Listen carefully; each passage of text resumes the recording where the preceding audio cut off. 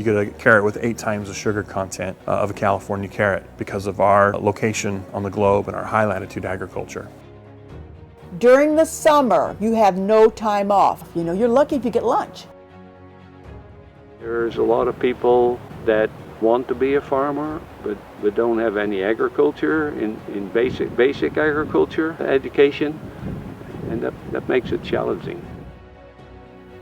We can do this. You can do something, even if it's hard.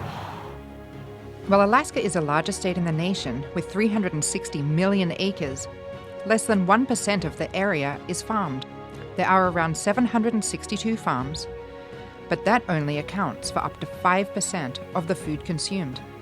The other 95% is shipped in.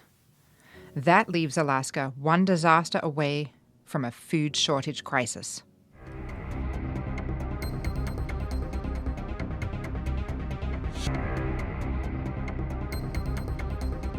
We only have about a few days worth of food for the entire community to eat available at any given time, should that supply line be severed. Alaska is not food secure because we rely so heavily on shipments from out of state. It would take one large disruption to our supply chain, to shipping. I couldn't imagine us being more food insecure at this moment in Alaska. Alaska was rocked by an earthquake centered near Anchorage about an hour ago. I think we've seen that with some of the natural events that have occurred in the last few years, to just show up to the grocery store and see no meat in the meat section, to see no bread on the bread section. How do we change that? Increase production. You know, there's been various discussions and studies done. I think we only grow maybe roughly 5% of our food here, so there's room for more local production. We spoke to a few farmers to find out what perils they have to overcome. The Wrigley family has been growing barley in Delta Junction, about 100 miles south of Fairbanks, for over 35 years. Living in one of the windiest places in the state offers some major challenges in itself, but other natural events can make or break the crop. We really depend on spring rains to bring the crop. If those spring rains are delayed, seen times when they were delayed by as much as 3 or 4 weeks, the crop emerges unevenly, and that creates some challenges. We have a wild bison herd in this area, and about 70% of their range comes from, or their feed comes from the farms. If they happen to hit the farm here before harvest, then they can devastate a crop. A strange new industry has popped up in Kodiak, an island 250 miles south of Anchorage. Anybody else?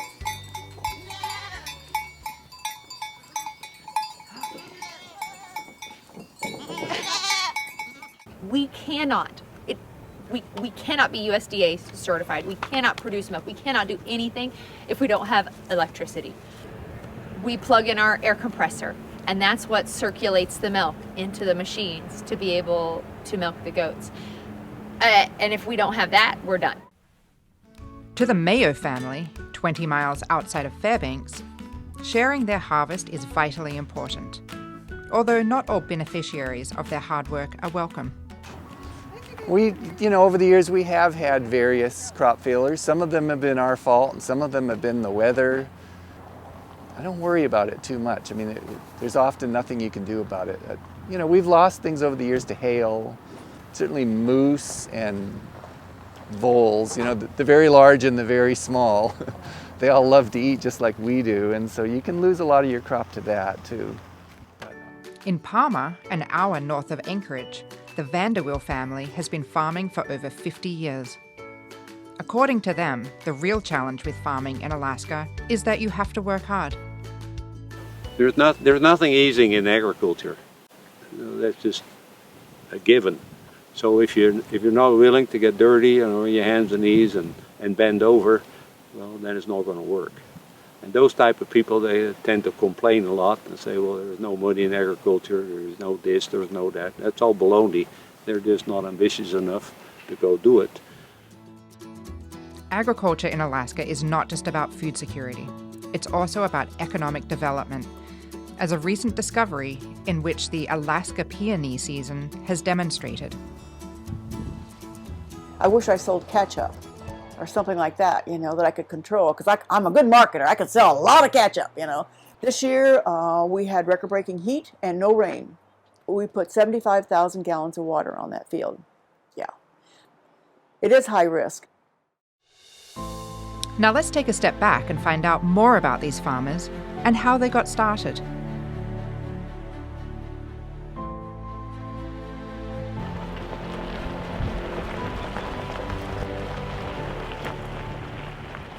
Well, my name is Bryce Wrigley. We started here as Wrigley Farms that came from southern Idaho.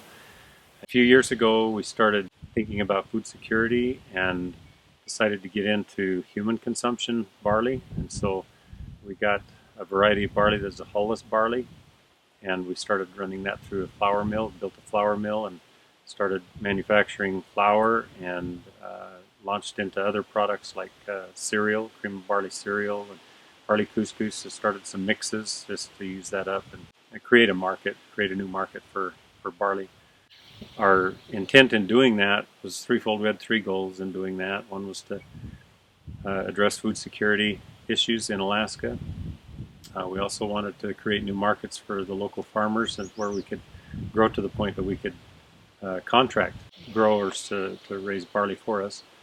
And finally, we wanted to create an opportunity for transition to our family to the next generation. Oh boy.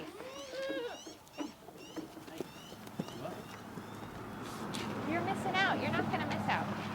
Nobody's going to miss out. We are at Heritage Farms at Kodiak Baptist Mission. We have a mixed species Heritage Farms on about 32 acres of land on the Kodiak side. We have about 600 acres over on Woody, where our cattle herd is, and we run a small micro goat dairy here.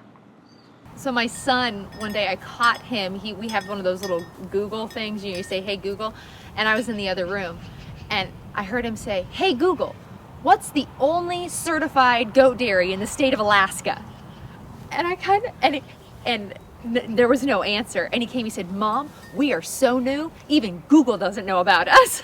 And I thought, oh, that's so terrifying. You know, that to be the only grade A certified goat dairy. I often think, oh, I hope I don't lose this. I hope I don't mess something up. You know, I have this whole community now that I'm thinking, oh, this is a big deal. It means a lot to me, mostly for our community. I didn't get into this for myself. I really wanted it for Kodiak. I really wanted it for the kids. I really wanted it for Alaska in general, because we don't have one. We should have one, and why not me? Why not any of us take the things that we can do, that we know how to do, and do those things to help other people.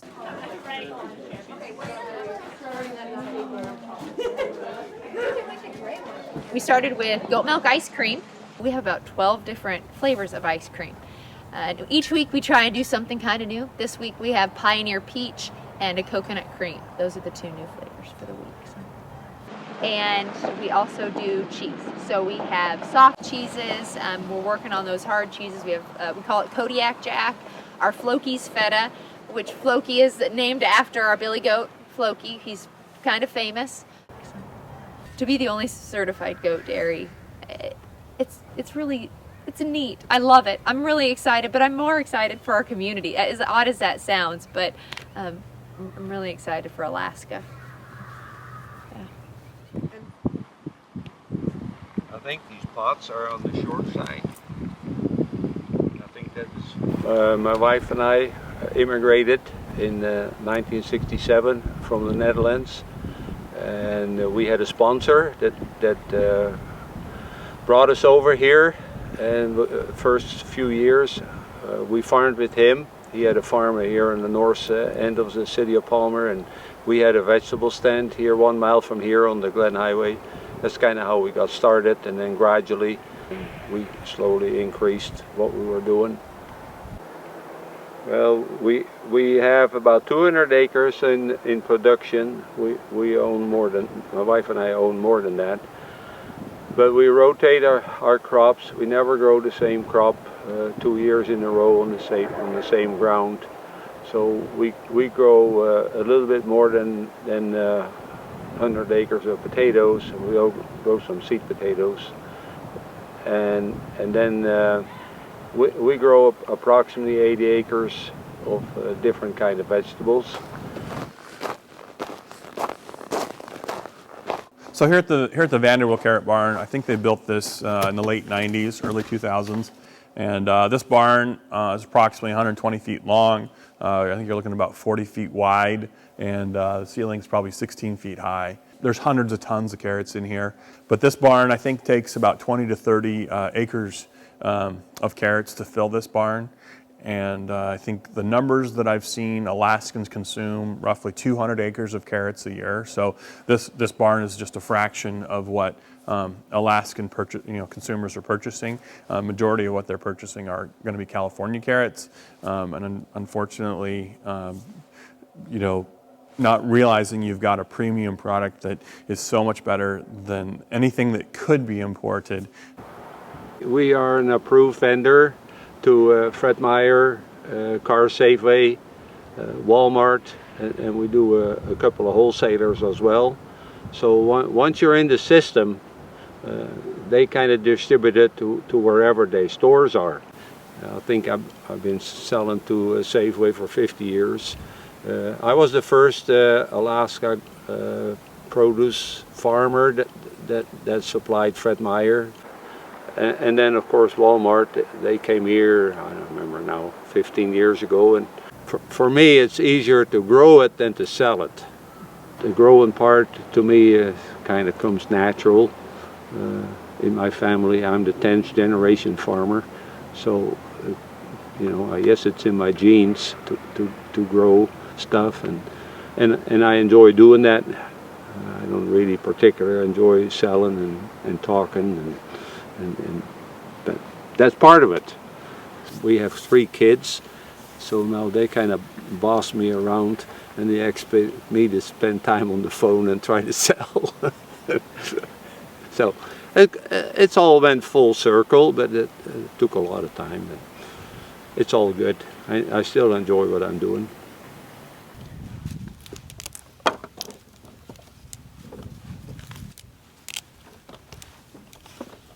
My wife Lynn and I run Spinach Creek Farm, and we grow produce that we sell locally through a CSA, and this is the pickup location here today, and we also sell at the local farmers market.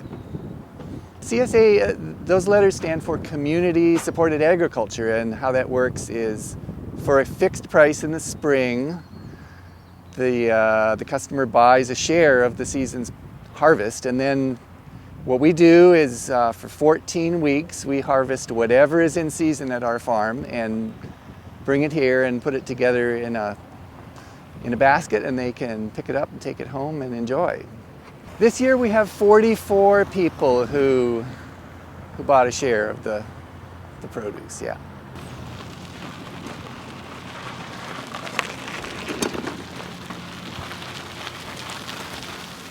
We were just talking about. Can I have a radish, Mom? Yes, you can have a radish. You want a radish? Yes. Or are you holding out for your cucumbers? We got some radishes, some lettuce, some bok choy. What was it you called the other stuff? It's hot soy that looks like the bok choy. And then cucumbers, and we got an extra cucumber because it was curly, and curly cucumbers, like you can't give them away or something. I don't know. For some reason. Always gives you an extra cucumber. Yeah, we get an extra cucumber. And then we also got some kale and some basil. And didn't we get something else? A bag of loose leaf lettuce. Oh yeah, and a bag of loose leaf lettuce. Well, salad greens, I think. There might be some other mixed greens. Yeah. The farmer doesn't have a strict amount of crops that they have to give you. If it's a good crop year, then you get more, and if it's not as good of a year, you get less. Right, Mom? Yeah. Well, we got into growing produce originally thinking we'd sell at the farmers market because we liked the whole concept of growing local, having really good, high quality, fresh stuff. You know, that was the main thing. We weren't really, food security wasn't really on the horizon when we started this, but you know, as the years go by, it's certainly a topic of discussion. You will never die. Oh, they tell me your love's like a flower in the springtime blossoms so fair. Rita Joe has led the pilgrimage in many years, but there have been many of you that have followed, whether you're in Fairbanks, whether you're on the Kenai Peninsula, where you're up in the valley. Thank you for what you are doing to help us be this diversified economy, help us be this showcase of so much that is good and growing and vibrant. It really, truly is the best of Alaska. So celebrating Alaska grown today, thank you for this opportunity. Our farm is called Alaska Perfect Peony. We're located on Fritz Creek, which is just about 9 miles from Homer. We have a farm that's about 25 acres. We officially started in 2006 with 3,500 plants. So we're well over 10,000 now, but not more than 15. Everybody always wants to know how many acres you grow, and that's not relevant for peonies because it doesn't take much land for peonies. You would want to know if you're growing hay how many acres you have, but not for peonies. And the next thing they want to know is how many plants. Well, you know what you planted, but you don't know what's still out there. And it isn't important anymore. It's how many stems you harvest each year. They are the second most popular flower in the world, behind roses. And for brides, for florists and brides, they are the #1 flower. Dr. Pat Holloway from the University of Alaska in Fairbanks, she was at a conference, we actually were there together, and she was talking about the peonies being in bloom, and the people around the table were from other parts of the country, and they said, oh, no, you don't mean now. She said, yeah, now. No, you don't mean now. They argued with her, you know, and she said, no, my peonies are in bloom. They said, well, we've never heard of peonies blooming this time of year. Sure enough, she discovered that really there aren't any other farms in the United States, and as far as I know, in foreign, that grow peonies during July and August. It took about 5 years for the United States to learn, you know, the people that are in the industry, to learn that there were peonies available. So she talked to me and asked me if I'd consider starting a small farm, and I said, of course, you know, so little did I know. So we went out and planted 3,500 peonies and knew nothing. And nobody else had any experience, so there wasn't, you couldn't call your extension agent or whatever and say, you know, what do we need to do, because they didn't know either. So it was a very expensive startup. So we have not only the first commercial field, we have the most expensive field I think you'll ever see. There's a little over 200 farms here now. Some of them are really quite small, you know, 50, 100, 300 plants, but there are over 200 people that call themselves peony farmers, and I'm really happy to have that happen for the state. We're really early on in the stages of starting a mushroom and microgreen operation. Mushrooms are amazing for a lot of different reasons, but they're super high in vitamin D, which everyone in Alaska needs. They're super high in protein, which it's great if you're a non-meat eater. It's a great addition to a diet of mostly veggies. Currently, we're doing some R&D on actually growing oyster mushrooms in a separate building on our current property, and just basically getting all the nuts and bolts of how much can we produce, how much do you think we can expect, how much is everything cost going in, so that we can actually do some long-term planning and figure out the next step for us would be actually building a separate building for the operation. These farmers have had to overcome some of their biggest challenges. Now let's find out some of their solutions. I remember when all the wind turbines went up, and I was a little skeptical. I thought, oh, they're going to ruin our view.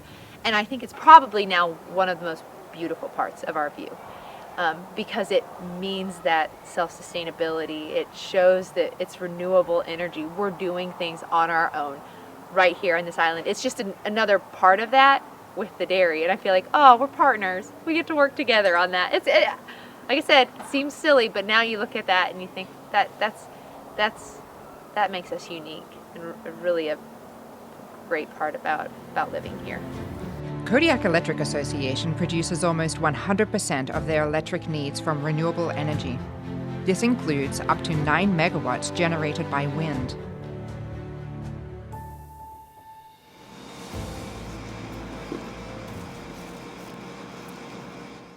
Yes, there's crop insurance available now. We'll try to do it next year. We'll be the first farm that gets through it because it just hasn't, again, something new, you know. And we will try to do the crop insurance, and we'll see what happens. Boy, it doesn't take very long at 40-mile-an-hour winds to shake all the kernels off the head, and you wind up combining a field that maybe has 10 or 12% of heads still on it, and everything else is the bare stalk. I remember a few years ago we had 2 out of 3 years where we had wind damage, and we got paid an indemnity for that. Another year we had a good year, and then the next year we had wind damage again, and it was due to that slow start in the spring that pushed harvest back later in the year, and then we got caught during that windy period. So crop insurance, you know, it didn't pay enough to pay back the fertilizer, but it's a whole lot better than a kick in the pants. You kind of look at where the problems are, and it's like, you know, the moose fence was a prime example. When we started, we didn't have a fence for the moose, and we knew moose loved everything, but yeah. And then of course as the years went by, they found us, and we're like, okay, this is unacceptable. We need a moose fence, so you know, here's a building project, that sort of thing. Yeah. If you're a beginner farmer or you want to get into farming, how do you start? Why do you start? Where do you go? Starting a farm is a really big risk endeavor, but I think it's really valuable, especially kind of younger people in the community that think they're going to stay here. And for me personally, I see the hazards and I see the risks, and I see a way for me to provide assistance to my community and to help people. And that's a huge driver for me in kind of picking up this personal risk and starting this endeavor. For me, a really big step in actually deciding to take the next step is last year I did Calypso Farms' 2-week intensive farmer training program. And it's a great program. They go through a lot of the really basics of farming, but they also walk you through doing a farm business plan and go through, you know, what does this actually mean for you personally? What do you want to get out of it? How do you even start approaching that? And that was a really big leap for me in my education and moving this forward.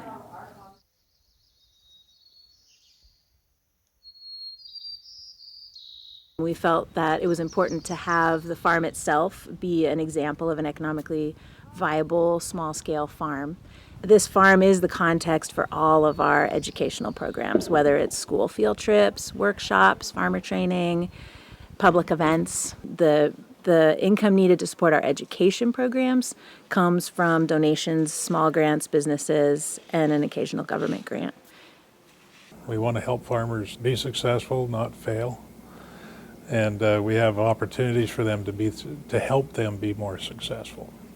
Our loans are purchase loans to buy farms. We're limited to about $300,000, and we have operating loans. One of our more popular ones, I think, is called a micro loan. It's up to $50,000, and it's for operating a business, annual operating, buying fertilizer, seed, fuel, paying for some labor on a smaller scale.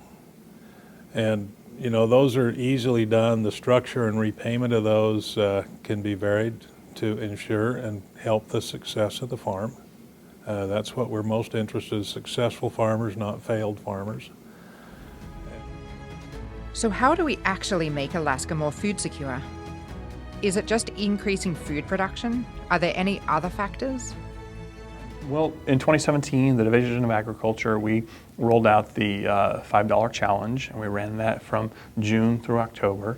And the studies that were done in 2015 basically said that if every Alaskan spent $5 a week on Alaskan grown products, it would put over $180 million into the local Alaskan economy. If you really run the numbers and look at the ag data, the census data, I think what you'd find is that there's not actually that much agriculture production happening in Alaska if every Alaskan went and did this. So great target, because if every Alaskan did it, farmers are the most amazing people. When they sell out one year, the next year they grow more, and that's one of the cool things about being farmers. You know, there's no limit. They just need to be able to sell it.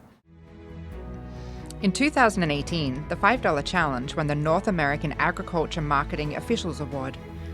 This is the first time Alaska has ever won.